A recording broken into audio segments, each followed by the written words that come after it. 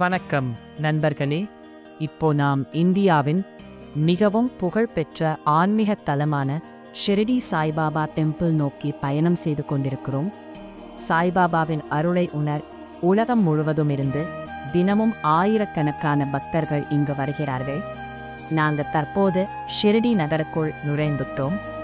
எங்க பார்த்தாலும் ஓம் சாய்ராம் என்ற பக்தி முழக்கங்கள், சாய்பாபா புகைப்படங்கள், பூமாலைகள், பிரசாத கதைகள் என முழுக்க ஆன்மீக சூழல்.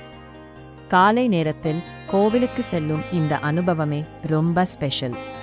சிறிய குழந்தைகள் முதல் வயதானவர்கள் வரை எல்லாரும் ஒரே பக்தியுடன் வரிசையில் நிற்கிறார்கள். இப்போ நாம் கோவிலின் முக்கிய நுழைவாயிலுக்கு வந்துட்டோம். செக்யூரிட்டி செக்கிங் முடிந்து உள்ளே செல்லும் போது ஒரு விதமான அமைதி மனசுக்குள் வரும்.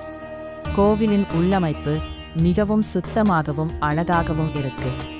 இதுதான் சாய்பாபா சமாதி மண்டபம். பொன்னால் அலங்கரிக்கப்பட்ட சாய்பாபாவின் சிலையை நேரில் பார்க்கும் அந்த நிமிடம் வார்த்தைகளால் சொல்ல முடியாத உணர்வு. பலர் கண்கலங்கி பிரார்த்தனை செய்கிறார்கள். இங்கு தினமும் நடைபெறும் ஆரத்தி மிகவும் பிரபலமானது.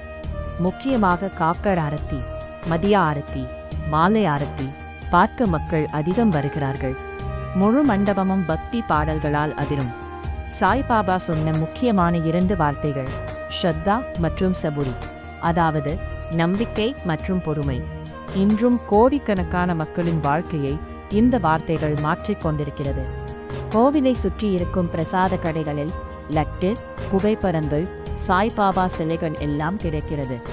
இங்கு கிடைக்கும் சூடான தேநீர் மற்றும் மகாராஷ்டிரா ஸ்நாக்ஸ் டேஸ்ட் பண்ணாம போகக்கூடாது.